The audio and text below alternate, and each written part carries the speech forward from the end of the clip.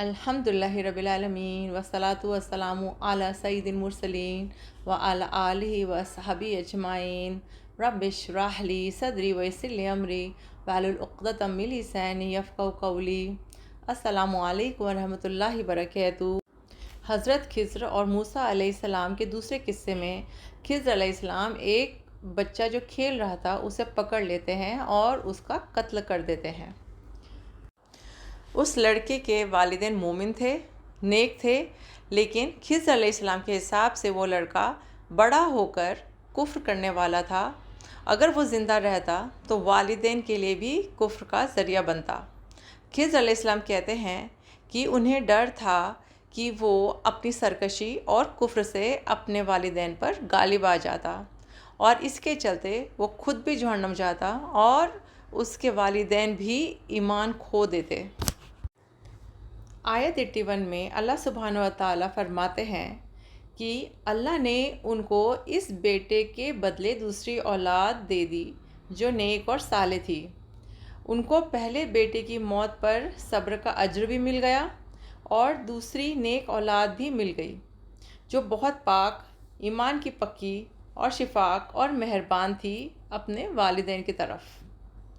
यह आयत इस बात की दलील है कि अल्लाह सुब्हानहू व तआला जब किसी से कुछ ले लेते हैं या उसकी नेमत छीन लेते हैं और इंसान उस सिचुएशन में अगर सब्र करता है तो अल्लाह उसको उससे भी ज़्यादा बेहतर अदा कर देते हैं और उसके दर्जात भी बढ़ा देते हैं।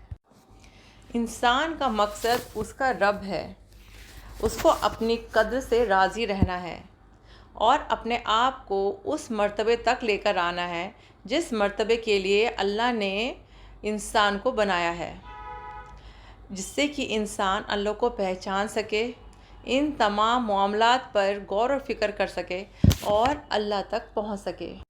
अल्लाह सुब्हानहू व तआला की एक सिफ़त अर्रज़्ज़ाक़ है जिसका मायना हम जानते हैं कि जब अल्लाह ने अपनी मखलूक, जो भी मखलूक अल्लाह ने बनाई है, अल्लाह ने ही रिस्पॉन्सिबिलिटी ले रखी है कि वो उसके रिस्क का इंतज़ाम करेंगे। इसके लिए हमें डरने की ज़रूरत नहीं है और अल्लाह के रास्ते से भटकने की भी ज़रूरत नहीं है। हदीस कुदसी में आता है कि एक मोमिन हमेशा हुस्न ज़न बिल्लाह रखता है, मतलब गुड एक्सपेक्टेशन अपने अल्लाह से रखता है।